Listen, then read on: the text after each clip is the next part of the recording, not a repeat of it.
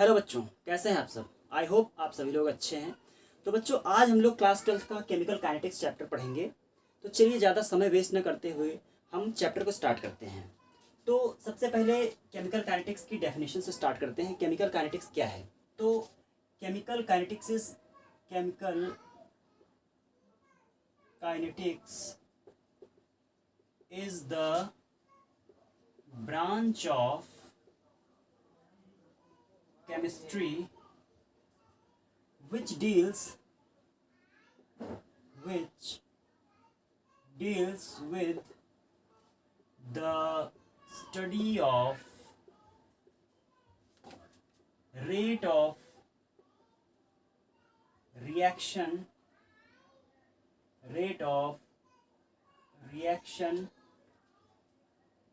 and their mechanisms।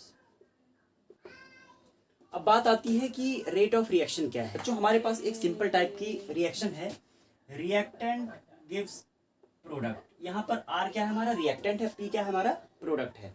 मान लेते हैं हमारे पास टाइम t1 पे रिएक्टेंट का कॉन्सेंट्रेशन R1 है और टाइम t2 पे रिएक्टेंट का कॉन्सेंट्रेशन R2 है।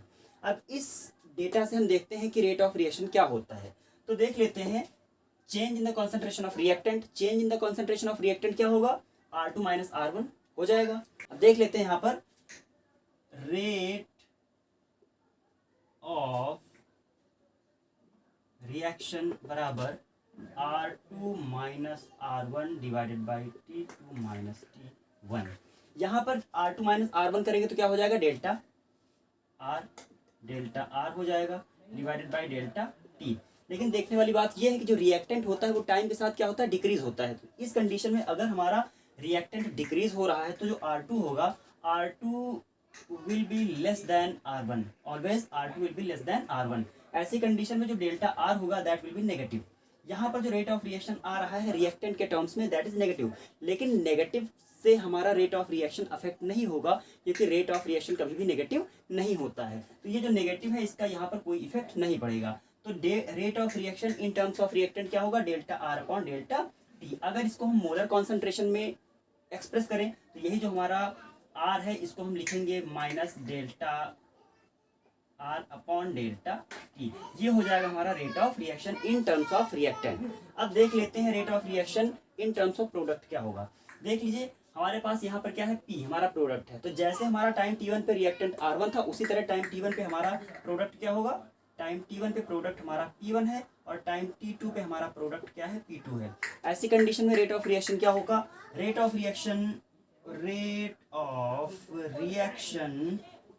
Is equal to change in the concentration of product. Change in the concentration of product क्या होगा? P2 माइनस P1 होगा। अब यहाँ पर लिखेंगे P2 minus P1 divided by T2 minus T1। जो प्रोडक्ट होगा वो टाइम के साथ क्या होगा? हमेशा बढ़ेगा। तो ऐसी कंडीशन में जो P2 होगा, P2 will be always greater than P1। तो अगर P2 is greater than P1 तो हमारा जो rate of reaction in terms of product होगा दैट विल बी पॉजिटिव। तो इसको हम लिखेंगे plus delta P upon delta T। अब यही जो हमारा प्रोडक्ट का कॉन्सेंट्रेशन है, अगर इसको हम मोलर कॉन्सेंट्रेशन लिखे तो इसको हम लिख सकते हैं plus delta P upon delta T। ये हो जाएगा हमारा rate of reaction in terms of product. आइए बच्चों, हम रिएक्टेंट और प्रोडक्ट के टर्म्स में रेट ऑफ रिएक्शन को ग्राफ के माध्यम से समझने की कोशिश करते हैं। तो देख लीजिए, पहला जो ग्राफ है ये हमारा रिएक्टेंट और टाइम के बीच का है। यहाँ पर टाइम t1 पे रिएक्टेंट का कॉन्सेंट्रेशन R1, t2 पे रिएक्टेंट कॉन्सेंट्रेशन R2 और t3 पे रिएक्टेंट का कॉन्सेंट्रेशन R3 है। हम क्या करते हैं, टाइम t1 पे जो रिएक्टेंट का कॉन्सेंट्रेशन है, टाइम t2 पे जो रिएक्टेंट का कॉन्सेंट्रेशन है, टाइम t3 पे जो रिएक्टेंट का कॉन्सेंट्रेशन है, उन पॉइंट्स को आपस में मिला देते हैं और इस तरह से हमारा इस टाइप का एक ग्राफ निकल के सामने आता है। तो ये जो हमारा ग्राफ है ये हमारा रिएक्टेंट और टाइम के बीच का ग्राफ है। आइए देखते हैं प्रोडक्ट और टाइम के बीच का ग्राफ। टाइम t1 पे हमारा जो प्रोडक्ट है वो मिनिमम होगा। फिर टाइम t2 पे क्या होता है? प्रोडक्ट थोड़ा सा बढ़ता है क्योंकि टाइम के साथ साथ प्रोडक्ट का कॉन्सेंट्रेशन बढ़ेगा। टाइम t3 पे या फाइनल टाइम पे क्या हो जाता है? जो प्रोडक्ट का कॉन्सेंट्रेशन है वो मैक्सिमम हो जाता है। अब क्या करेंगे, टाइम t1 पे जो हमारा प्रोडक्ट का पॉइंट है, टाइम t2 पे प्रोडक्ट का पॉइंट है और टाइम t3 पे प्रोडक्ट का जो हमारा मैक्सिमम पॉइंट है, उनको क्या करते हैं हम आपस में मिला देते हैं और इस टाइप का एक ग्राफ हमारे सामने निकल के सामने आता है। अब यहाँ पर इन ग्राफ से हम देखते हैं कि इंस्टेंटेनियस रेट ऑफ रिएक्शन क्या होता है। तो बच्चों instantaneous rate of reaction, instantaneous rate of reaction, instantaneous rate of reaction क्या होती है?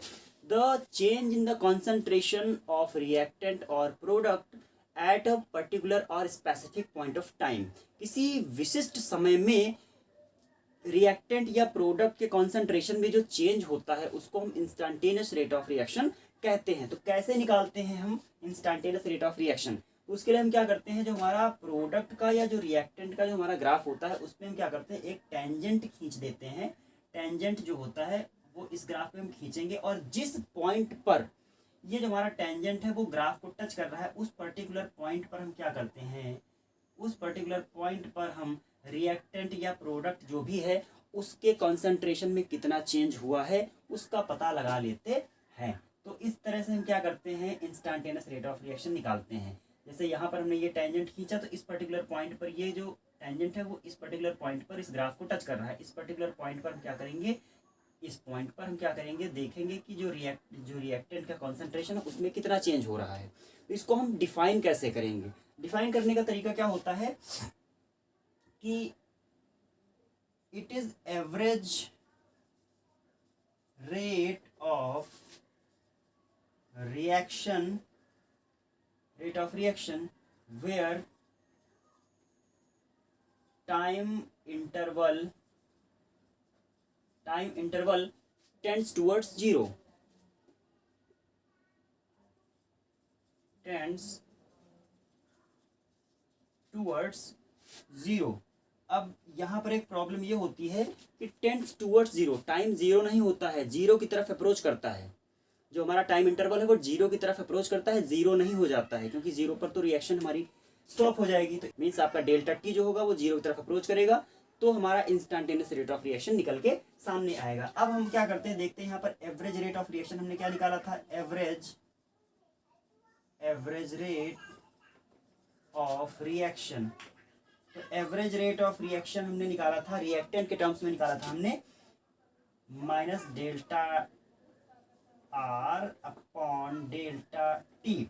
अब यहाँ पर जो आपका डेल्टा टी है वो क्या हो जाएगा, जीरो की तरफ अप्रोच करेगा, means delta T tends towards zero. जब delta T tends towards zero तो जो आपका डेल्टा आर है वो क्या हो जाएगा, डी आर हो जाएगा। मीन्स अब क्या करेंगे, हम लिखेंगे यहाँ पर instantaneous rate of reaction equals to minus D R upon D T. ये हो जाएगा हमारा इंस्टेंटेनियस रेट ऑफ रिएक्शन। ये तो हो गया हमारा रिएक्टेंट के टर्म्स में। अगर इसी को हम प्रोडक्ट के टर्म्स में लिखना चाहें तो यहीं पर ये जो हमारे डेल्टा आर है क्या हो जाएगा, डेल्टा पी हो जाएगा, डी पी हो जाएगा। इसको हम कैसे लिखेंगे, instantaneous rate of reaction, instantaneous rate of reaction, instantaneous rate of reaction in terms of product हो जाएगा D P upon D T. ये हो जाएगा instantaneous rate of reaction in terms of product. तो देखते हैं unit of rate of reaction. Rate of reaction की क्या यूनिट होती है, तो देख लेते हैं रेट ऑफ रिएक्शन को कैसे लिखते हैं। रेट ऑफ रिएक्शन बराबर होता है change in concentration of product और reactant, change in concentration of product और reactant divided by time interval. तो change in the concentration of product और रिएक्टेंट चेंज किस में होगा, मोल पर लीटर में ही होगा। तो यहाँ पर देखते हैं change in concentration of product और रिएक्टेंट हो जाएगा मोल litre inverse divided by time interval, second में होगा या मिनट में होगा। तो यहाँ पर हम देखते हैं, यहाँ पर ले लेते हैं सेकंड्स में, उसके बाद मोल लीटर इनवर्स, सेकंड ऊपर जाएगा तो ये भी हो जाएगा सेकंड इनवर्स। तो रेट ऑफ रिएक्शन की जो यूनिट होती है, रेट ऑफ रिएक्शन की जो यूनिट होती है वो होती है मोल लीटर इनवर्स सेकंड इनवर्स। चलिए बच्चों देखते हैं कि रेट ऑफ रिएक्शन को हम कैसे एक्सप्रेस करते हैं। कोई एक जनरल इक्वेशन लेते हैं, जैसे आपका R gives P, reactant gives product. तो रेट ऑफ रिएक्शन को एक्सप्रेस करने के हमारे पास दो तरीके होते हैं, एक तो हम रिएक्टेंट के टर्म्स में एक्सप्रेस करते हैं, दूसरा हम प्रोडक्ट के टर्म्स में एक्सप्रेस करते हैं रेट ऑफ रिएक्शन को। तो अगर यहाँ पर इस जनरलाइज्ड इक्वेशन में हम रेट ऑफ रिएक्शन को एक्सप्रेस करें रिएक्टेंट के टर्म्स में, तो हम उसको ऐसे एक्सप्रेस करेंगे, लिखेंगे minus delta R upon delta T. ये मैंने आपको बताया है कि ये कैसे आएगा, माइनस माइनस कैसे आएगा बताया मैंने। तो रिएक्टेंट के टर्म में रेट ऑफ रिएक्शन क्या हो जाएगी, रेट ऑफ रिएक्शन हो जाएगी, रेट ऑफ रिएक्शन हो जाएगी minus delta R upon delta T. इसी इक्वेशन में अगर आप रेट ऑफ रिएक्शन को प्रोडक्ट के टर्म्स में एक्सप्रेस करते हो तो क्या हो जाएगा, तो हो जाएगा rate of reaction equals to delta P upon delta T. अब जैसे कि आप यहाँ पर देख सकते हो कि इसी इक्वेशन का रेट ऑफ रिएक्शन रिएक्टेंट के टर्म्स में हमने लिखा है, इसी रिएक्शन का रेट ऑफ रिएक्शन हमने प्रोडक्ट के टर्म्स में लिखा है। इस इक्वेशन में जो रिएक्टेंट है वो भी वन मॉलिक्यूल है और प्रोडक्ट भी आपका वन मॉलिक्यूल है। मींस स्टोइचियोमेट्री जो कोफिशिएंट है इस रिएक्शन का वो क्या है, रिएक्टेंट के टर्म्स में भी वन है और प्रोडक्ट के टर्म्स में भी वन है। मतलब अगर एक मॉलिक्यूल आपका रिएक्टेंट डिग्रेड होता है तो एक मॉलिक्यूल आपका प्रोडक्ट भी बनता है। तो अगर देखा जाए तो एक मिनट में जितना रिएक्टेंट घटता है एक मिनट में उतना ही प्रोडक्ट बनेगा। तो अगर कहा जाए कि rate of disappearance of reactant is equal to the rate of appearance of product, इसको हम लिखेंगे rate of disappearance of reactant equal to rate of formation of product। तो rate of disappearance of reactant क्या है, minus delta R upon delta T. और ये जो आपका rate of disappearance of reactant है किसके बराबर है, rate of appearance of product के। तो इसको हम लिखेंगे equals to delta P upon delta T. तो जो इक्वेशन या जिस इक्वेशन में स्टोइचियोमेट्रिक कोएफिशिएंट इक्वल होता है वहां पर rate of disappearance of reactant is always equal to the rate of formation of product होता है। लेकिन जिन इक्वेशंस में स्टोइचियोमेट्रिक कोएफिशिएंट इक्वल नहीं होता है, जैसे H2 plus Cl2 gives 2HCl, इस इक्वेशन में अगर देखा जाए तो एक मॉलिक्यूल H2 और एक मॉलिक्यूल Cl2 डिग्रेड होता है तो दो मॉलिक्यूल HCl के बनते हैं। इसका मतलब ये है कि rate of formation of HCl is 2 times of the rate of disappearance of hydrogen और rate of disappearance of chlorine। तो यहाँ पर जिन इक्वेशंस में स्टोइचियोमेट्रिक कोएफिशिएंट इक्वल नहीं होते हैं उनमें क्या करते हैं, rate of disappearance of reactant और rate of appearance of product को स्टोइचियोमेट्रिक कोएफिशिएंट से ही हम डिवाइड कर देते हैं। जैसे इस इक्वेशन का rate of disappearance of H2 क्या होगा, वो होगा, क्योंकि यहाँ पर 1 है तो 1 को 1 से डिवाइड करेंगे तो कोई मतलब नहीं है, सेम आएगा। इसको हम लिखेंगे minus delta H2 upon delta T equals to minus delta Cl2 upon delta T, क्योंकि दोनों का rate of disappearance of H2 is equal to rate of disappearance of Cl2। Now this is equal to the half of rate of appearance of HCl। ये हो जाएगा उन equations के लिए जिनका स्टोइचियोमेट्रिक कोएफिशिएंट बराबर नहीं होता है या इक्वल नहीं होता है रिएक्टेंट और प्रोडक्ट के टर्म्स में। तो हम क्या करते हैं, उनके जो स्टोइचियोमेट्रिक कोएफिशिएंट होते हैं उन्हीं से हम रेट ऑफ रिएक्शन को डिवाइड कर देते हैं। आइए बच्चों बात करते हैं कि ऐसे कौन से फैक्टर्स हैं या वो कौन से कारक हैं जो रेट ऑफ रिएक्शन को अफेक्ट करते हैं। सबसे पहले number 1, dependence of rate of concentration. Dependence of rate on concentration, concentration का रेट ऑफ रिएक्शन पर क्या इफेक्ट पड़ता है। Number 2, rate expression and rate constant. Rate expression या रेट कांस्टेंट का रेट ऑफ रिएक्शन पर क्या इफेक्ट पड़ता है। Number 3, order of reaction. Order of reaction क्या है और ये कैसे रेट ऑफ रिएक्शन को अफेक्ट करती है। नंबर 3, मॉलिक्युलरिटी। मॉलिक्युलरिटी जो है वो रेट ऑफ रिएक्शन को कैसे अफेक्ट करती है। तो चलिए देखते हैं। सबसे पहले हम देखते हैं dependence of rate on concentration. Rate of reaction जो है कॉन्सेंट्रेशन पे कैसे डिपेंड करती है। तो सबसे पहले देखते हैं कि रेट ऑफ रिएक्शन जो है वो कॉन्सेंट्रेशन के टर्म्स में लिखी जाती है तो वो क्या होती है। तो देख लेते हैं। द रेट ऑफ रिएक्शन,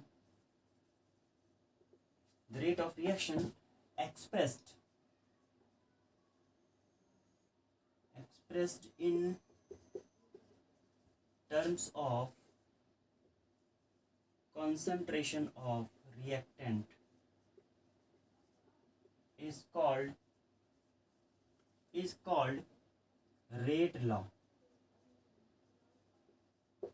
जब रेट ऑफ रिएक्शन को रिएक्टेंट के कॉन्सेंट्रेशन के टर्म्स में एक्सप्रेस करते हैं तो उसे हम रेट लॉ कहते हैं। अब देख लेते हैं रेट लॉ क्या है, या नंबर 2, रेट एक्सप्रेशन पर कैसे डिपेंड करता है। तो देख लेते हैं। नंबर टू रेट एक्सप्रेशन और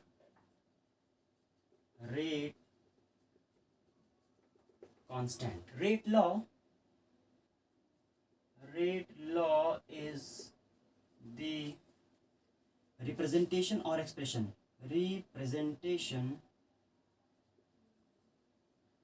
of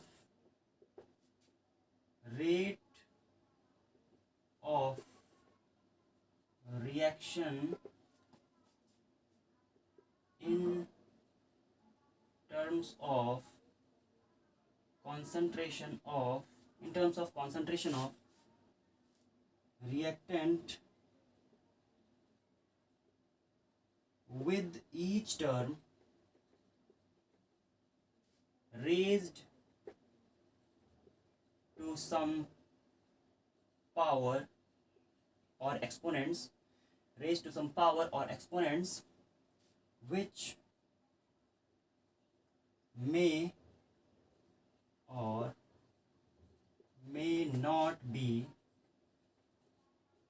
equal to the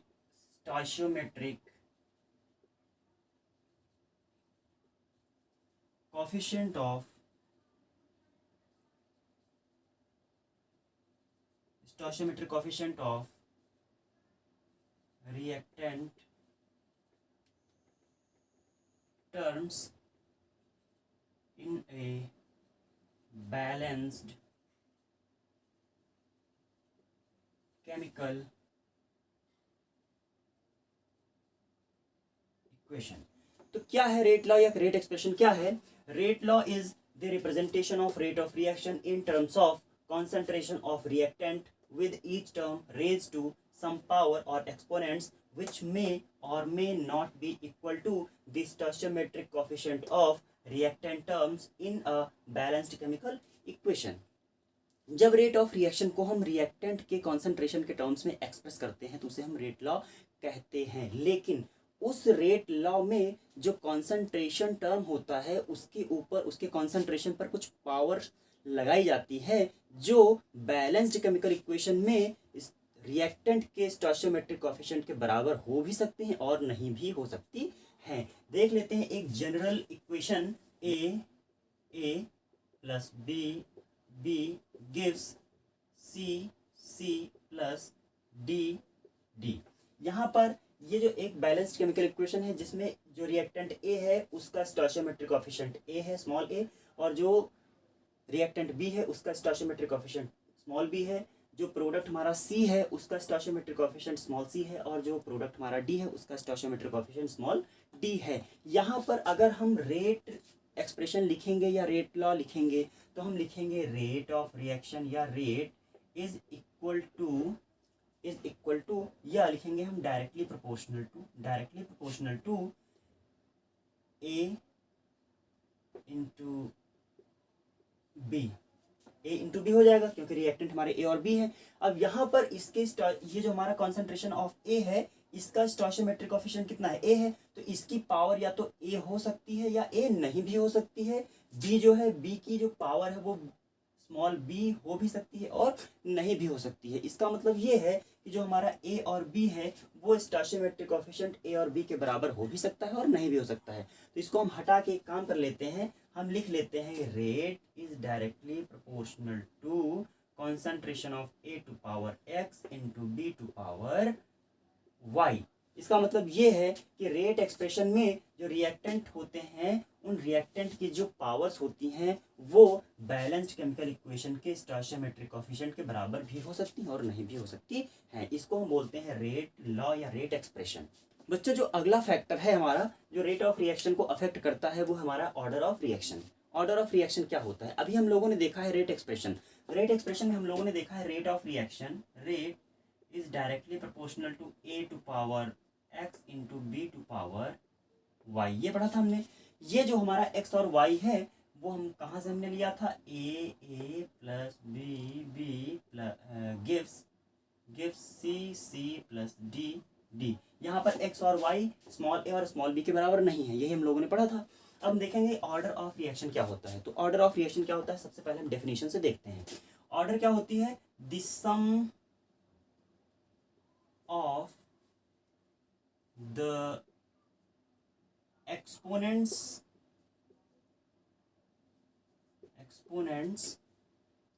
or powers of reactant term in rate law expression is called order of reaction.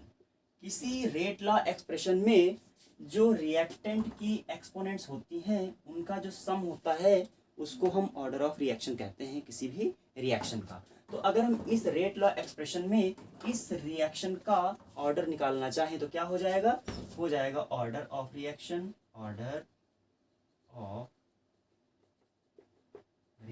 Equals to x plus Y. This is order of reaction. चलिए बच्चों देखते हैं unit of rate constant क्या होती है। अभी हम लोगों ने रेट लॉ एक्सप्रेशन देखा था, उसमें हम लोगों ने पढ़ा था rate directly proportional to A to power X into B to power Y पढ़ा था। इस रिएक्शन में हम क्या करेंगे, या इस एक्सप्रेशन में जब हम यहाँ से प्रोपोर्शनलिटी हटाएंगे तो एक कांस्टेंट को हम यहाँ पर ऐड करेंगे, दैट इज के। तो rate is equal to K into A to power X into B to power Y, ऐसे होगा। अब क्या करना है हमको, यहाँ पर देखना है रेट कांस्टेंट किसी भी रिएक्शन के लिए, किसी भी ऑर्डर ऑफ रिएक्शन के लिए रेट कांस्टेंट की क्या यूनिट होती है। रेट कांस्टेंट की जो यूनिट होती है उससे हम ये पता लगाते हैं कि रिएक्शन किस ऑर्डर की है। देख लेते हैं फर्स्ट ऑर्डर रिएक्शन, हमारे पास कितने ऑर्डर रिएक्शन होती है। फर्स्ट ऑर्डर रिएक्शन होती हैं, सेकंड ऑर्डर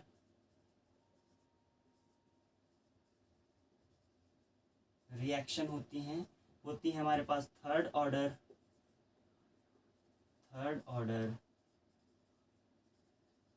रिएक्शन होती हैं।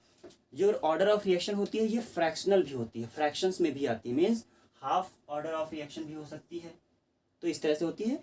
अब देखते हैं यहाँ पर जो हमारी फर्स्ट ऑर्डर रिएक्शन होती है उसकी डेफिनेशन क्या होती है। तो जो फर्स्ट ऑर्डर रिएक्शन होती है वहाँ पर जो रेट ऑफ रिएक्शन होती है, this is directly proportional to the first power of reactant की फर्स्ट पावर पे रेट ऑफ रिएक्शन डिपेंड करेगी। अगर किसी रिएक्शन का जो रेट ऑफ रिएक्शन है वो रिएक्टेंट की फर्स्ट पावर पे डिपेंड कर रहा है तो उसको हम फर्स्ट ऑर्डर रिएक्शन बोलेंगे। और अगर जहाँ पर rate of reaction is directly proportional to second power of the reactant, that is second order reaction, और अगर rate of reaction is directly proportional to third power of the reactant term, this is third order reaction. अब आइए हम देख लेते हैं unit of rate constant क्या होता है। देख लेते हैं रेट, सबसे पहले हम देखते हैं फर्स्ट ऑर्डर रिएक्शन के लिए, तो rate is directly proportional to reactant to power 1।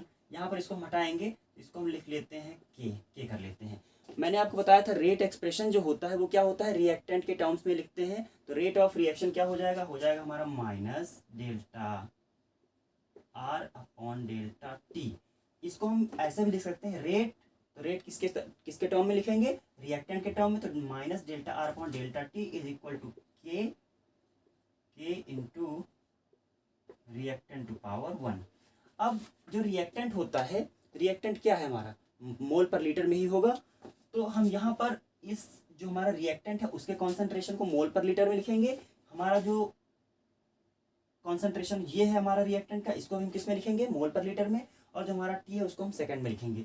यहाँ से हम माइनस को हटा सकते हैं because this has no effect on order of reaction और रेट ऑफ रिएक्शन, तो इसको हम हटा सकते हैं। तो यहाँ पर लिखेंगे फर्स्ट ऑर्डर रिएक्शन के लिए लिखेंगे यहाँ पर mole litre inverse divided by second equals to K, और ये क्या हो जाएगा, ये भी हो जाएगा हमारा मोल लीटर इनवर्स। अब अगर मोल लीटर इनवर्स को हम इधर लेके आएंगे तो ये हमारा मोल लीटर इनवर्स और ये वाला मोल लीटर इनवर्स क्या हो जाएगा, कैंसिल आउट हो जाएगा।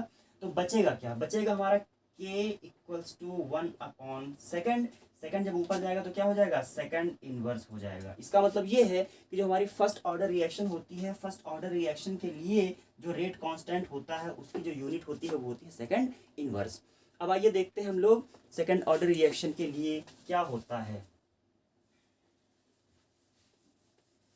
सेकंड ऑर्डर रिएक्शन के लिए क्या होता है, सेकंड ऑर्डर रिएक्शन के लिए होता है rate is equal to K into R to power 2। This is second order reaction. क्या हो जाएगा, इसको हम लिख सकते हैं क्या, इसको लिखेंगे हम delta R upon delta T equals to K into, ये हो जाएगा R into R to power 2 है तो इसको हम आर इंटू आर लिख सकते हैं। ये क्या होगा, इसको हम लिखेंगे मोल पर लीटर या mole litre inverse divided by second equals to क्या हो जाएगा, के इंटू ये क्या हो जाएगा मोल लीटर इनवर्स इंटू इसका क्या हो जाएगा मोल लीटर इनवर्स।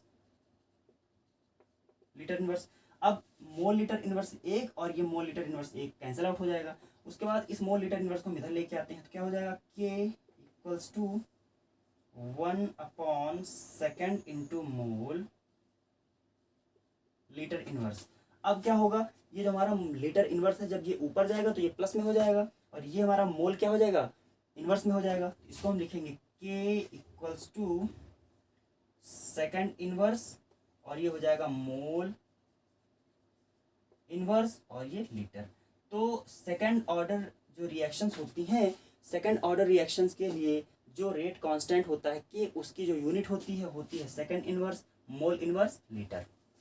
देख लेते हैं थर्ड ऑर्डर रिएक्शंस के लिए। तो थर्ड ऑर्डर रिएक्शंस के लिए क्या हो जाएगा, थर्ड ऑर्डर रिएक्शंस के लिए हो जाएगा rate equals to K into R to power 3। इसको हम क्या लिखेंगे, delta R upon delta T equals to K into R ये हो जाएगा। अब क्या करते हैं हम, यहाँ पर इसको क्या लिखेंगे, मोल लीटर इनवर्स, इसको तो लिखेंगे मोल litre inverse upon time T को क्या लिखेंगे, सेकंड लिखेंगे, इक्वल्स टू के को हम सेम रखते हैं, ये हो जाएगा हमारा मोल लीटर इनवर्स इनटू मोल लीटर इनवर्स इनटू मोल लीटर इनवर्स। अब इन तीनों को हम इधर लेके आएंगे तो एक मोल लीटर इनवर्स हमारा कैंसिल आउट हो जाएगा।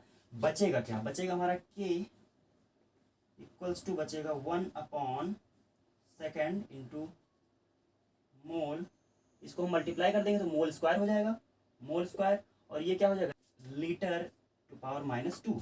अब ये सारी चीज़ें जब ऊपर जाएंगी तो क्या हो जाएगा, ये हो जाएगा K equals to second inverse mole to power -2 और ये हो जाएगा लीटर स्क्वायर।